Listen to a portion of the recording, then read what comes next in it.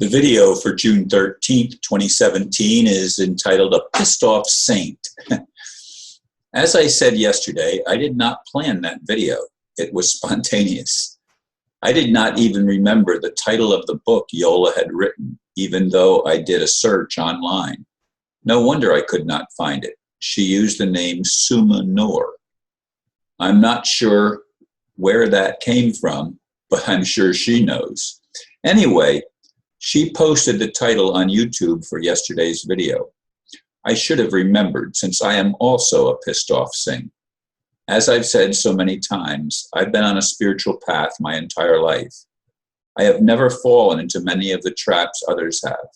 It's not that I've never done anything wrong or made mistakes, but I have simply chosen a different path. Yet it has often seemed as if I am being punished for things I did not do in my life. Is this because of past lives? As I've said, if our memory of such things is erased, how can we be held responsible? Anyway, I feel as if her title also applies to me. Yes, it's interesting that I see myself as a saint. And my family, at least my sisters, do not see it that way at all. And even my nephew, who used to communicate with me regularly, seems to be taking the side with his sisters, like the Christian message that I was taught as a boy and that the family was taught,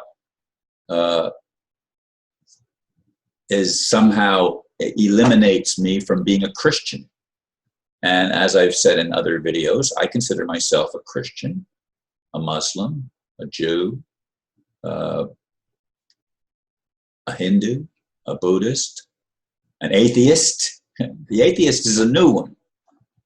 But I realize that it might be a reality that there is no God, as I and most of us have thought of God as being a singular being in the heavens somewhere that creates things. You know, it may not be that way at all. Some have suggested, and I'm considering that as a possibility, that we were actually created by extraterrestrials, and not just one group of extraterrestrials, but multiple groups, which is why there are so many different types of humans around. I mean, we do not all have the same basic shapes of our skull, for example, and other skin tones and anomalies appear from one race, if you will, to another. We're not all the same. There are multiple varieties of humans on this planet based on several factors. So to say that a single God created the whole thing might be an entrapment. I have come to believe that that much of what we have been taught throughout our lives is exactly that, an entrapment.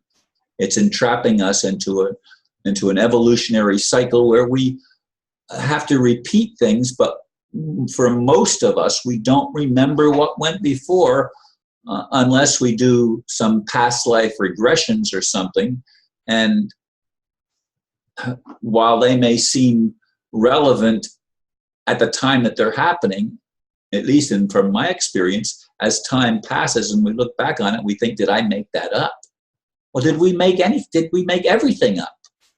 Is it all just a story that we have created? And if that's the case, why? Why would we create stories and life experiences that seem so insane? I mean, why would a loving God, as I've said so many times, allow malevolent beings? And they are malevolent. I mean, we've got to understand that these pedophiles that have risen to political power are not decent beings. They are not loving. They are not kind. They have no natural compassion. It's an anomaly, it would seem to me, that we exist or that they exist, but that we both exist on the same planet doesn't make sense. And as I said, I think I said something in the previous video about someone suggesting that we have to have the negative to understand the positive. Well, I can see where people might come to that conclusion. I don't. I do believe that love and an environment that is loving and kind and supportive would end up producing far higher evolutionary results, let's call it, than one where we are pressured and suppressed and lied to, and where our talents, gifts, and abilities are hidden from us, and we don't realize who we are, and neither can we realize who we are in the channels that are provided in this fake reality, made up reality by by what I consider dark forces. These are things that perplex me, but I do want to start practicing the Ho'oponopono more, because her story about that, Yola's story, really impacted me. And I still don't have, I'm sorry, please forgive me, I love you, and I love you is the last one. There's 4 things that you repeat over and over again. And she did that for 2 weeks, and the relationship with her mother was healed just like that. A miracle. Well, and from my point of view, we need some miracles. We need some help to transform this world from one that the most despicable humans, if that's what they are, seem to be the bosses, seem to be in charge. And the monetary system is a system of control. It's a system of slavery. It's not a system of freedom, because they can create money out of thin air, they being the elite establishment. Can we do that? Well, if we actually had the power to create and believed it, maybe we could, but we don't believe it. I don't believe it. I don't believe I have that ability. If I had that ability, I wouldn't be in the situation that I'm in. If I had that ability, my home would have never been stolen out from underneath me. But I don't have that ability. Or if I do, it's latent, somewhere buried under a sea of forgetfulness, if you will. And so I struggle. We all struggle with this thing called humanity, or being human.